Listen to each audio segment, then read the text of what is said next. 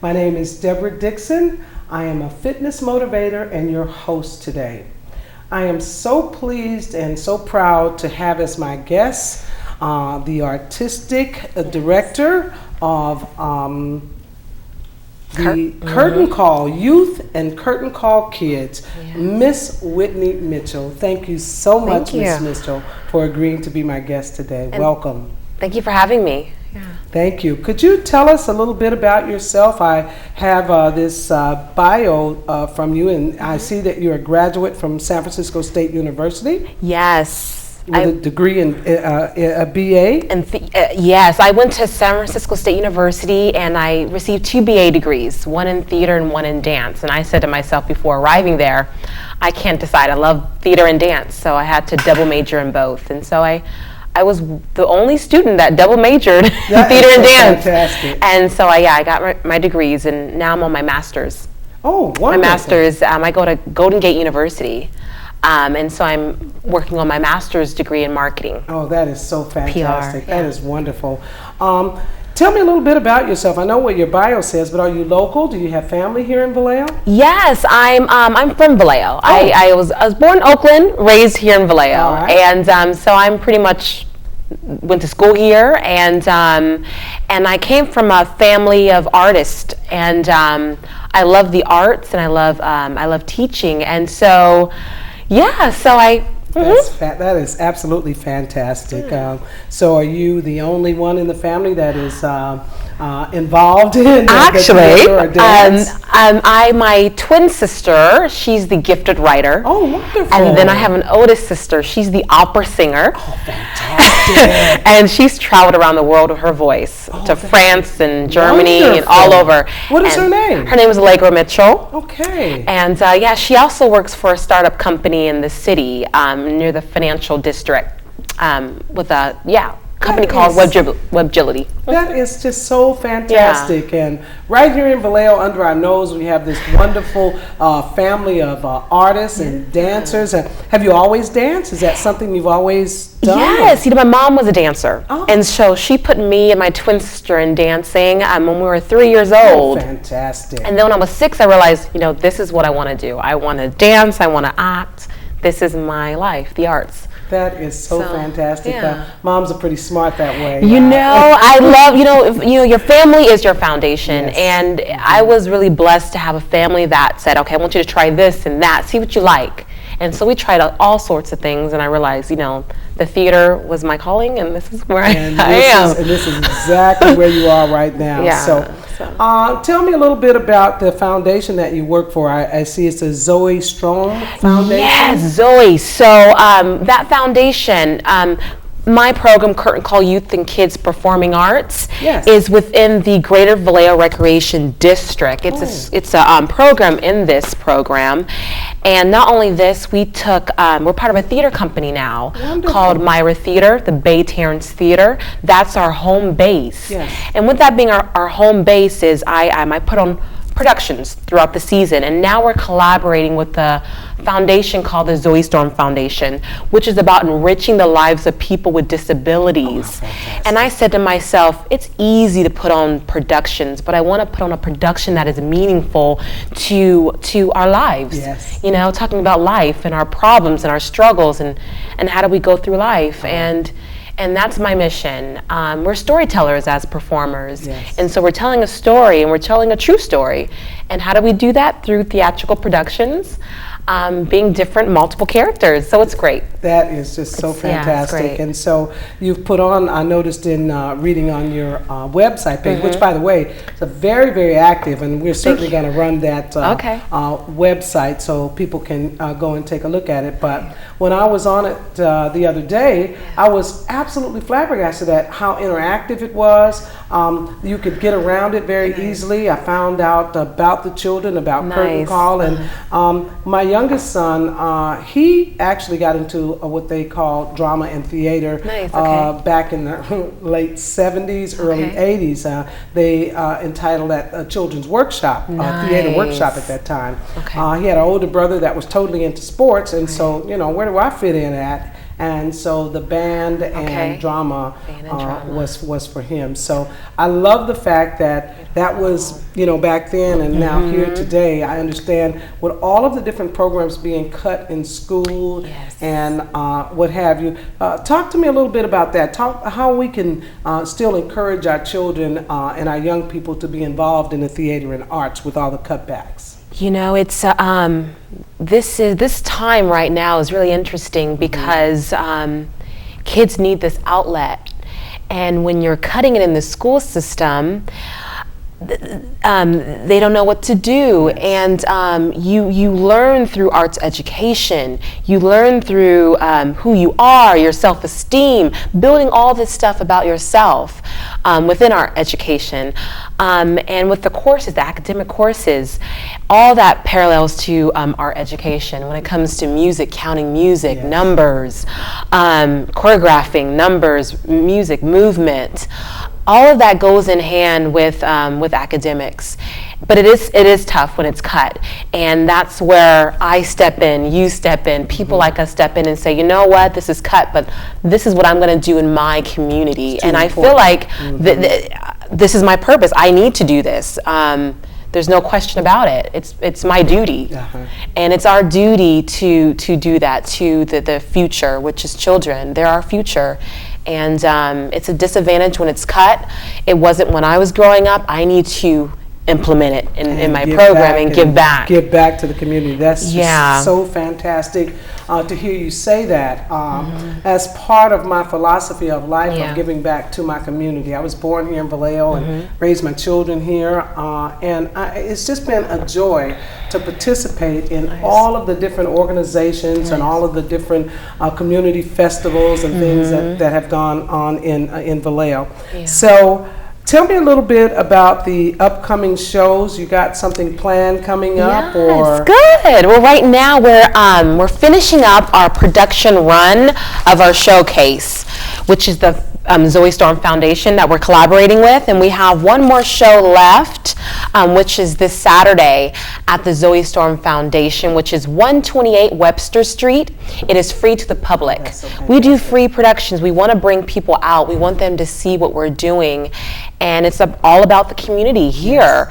And with this production, we are enriching the lives of people with disabilities with different songs. We're doing songs from Phantom of the Opera, Music of the Night, dance sequences with that. We're also doing a little bit from Wicked and Cats. And they're becoming animals too, and people too. So there's these twists and turns that I love, and so really painting this story with poetry as well. I call it the elements of emotion. We're talking about faith, hope, wishing, love, happiness, inner self, the soul, through this. So it's a beautiful, beautiful showcase that we're actually bringing to Broadway. Oh, wow. Now, what I mean by bringing to Broadway is this. So this is an outdoor showcase. Oh. We're going to bring it to Broadway with our home-based theater, which is the Bay Terrence Theater. We're going to bring it to Broadway in October. And so we're going to put it on the stage. I'm going to add some pieces here and there with scenes and songs that will showcase it for more of a Broadway production.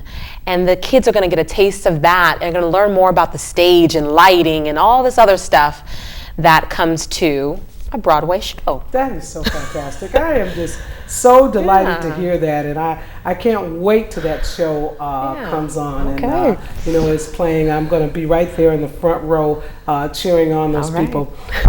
As part of my fitness motivation, I actually teach a class called Silver Sneakers, which encompasses exercise for people with disabilities. And so it is an absolute pleasure to not only know that on the physical side, but also on that cultural side, that our society is much more accepting and much more engaging with people with different disabilities. And so that means a lot to me. I have a great nephew that is autistic, and the fact that he is autistic means that you might look at him differently, but he has learned so much, and he is such a drama king, I'll call him.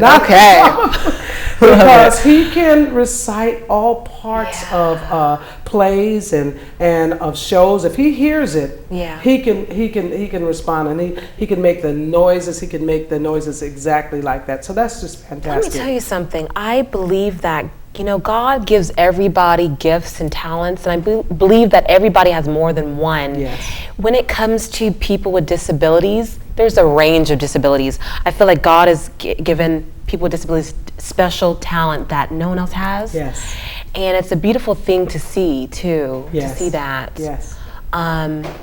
Yeah, beautiful. It was wonderful. I had a sister-in-law we recently lost a couple of years ago who, again, she was developmentally disabled, and she had a number of different disabilities. Yeah. But the one thing about her, she never forgot my birthday.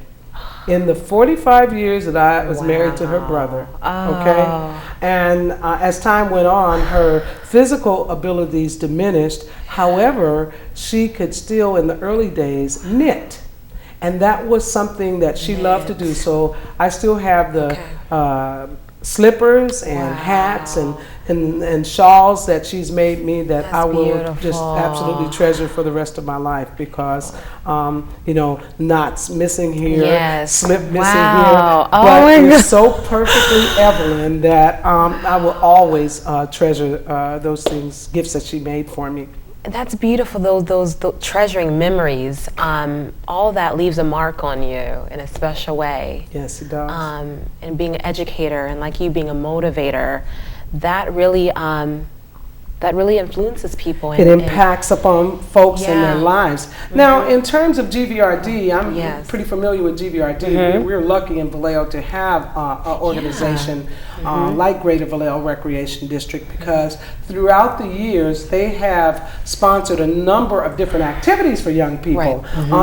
Doing things to keep young people engaged, keep them busy, to keep the community involved. My children when they were young, were involved in different things. But tell me, how much does it cost? Because right now, with the economy like it is, that's the first thing a parent want to know. Not only how much, but how much am I going to have to spend out of my pocket? Am I going to have to buy uniforms or costumes? What do I need to do? Could you? Very nice. I love that question. So with my curtain call program within GVRD, there is a fee, and the fee is $35 if you're resident, if you're from this area, and then it's $45 for non-resident. Now, that's not expensive at all. It's not. But if parents are struggling, I say, let me know right away, because what I'm doing is I'm putting funds together for kids in need, scholarship funds. Oh, fabulous. So because I don't want anybody to struggle and turn away, because the talent is there. I want them to get this education. No one should be turned away. Do you fundraise? I'm just, I'm interested. How do you go about fundraising? Because, I'm a fundraiser. Oh, I love it. I love to fundraise, and working with kids. That's what you have to do. You have to fundraise, whether it's a cupcake, or, a car wash, or whatever it is that you have to do. You do that. Well, let me tell you, this is my life. Teaching is my life. I live, breathe, eat this. And so I'm marketing 24/7. It's what I do all the time via email, social media, word of mouth. But the fact that we are with Myra Theater, we're under their wings. You're under their fiscal. Under their fiscal sponsorship. Yes. We have a theater now. Okay. So it's a place where kids come there too, and they're learning a lot about education.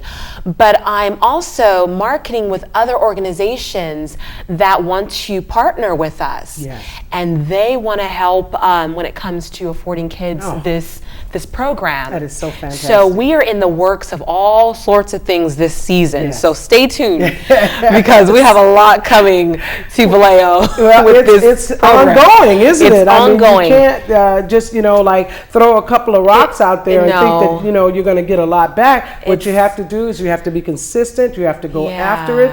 And the community, Vallejo is wonderful. I was born here. I love this community. Vallejo always responds to request, especially when it comes to our children, our young people, and attempting to help them grow up and be the type of adults that we want them to be.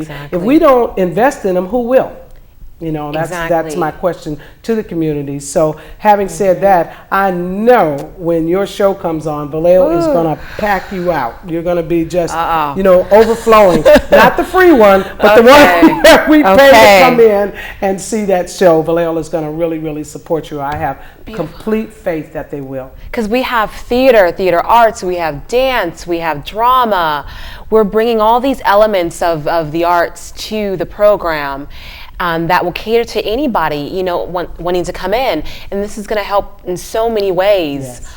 So many ways. Yes, I just think it's so fantastic that you were so involved in this as a young person. You know, as a grandmother of young people, I look at what is going on today, and I'm so pleased and I'm so proud at a lot of things that are going on. You know, again, we know we got some issues. We know we have some problems, but let's keep focused on the positive. Let's keep our energy up and keep our young people uplifted and attempt to help them become the adults that we want them to be.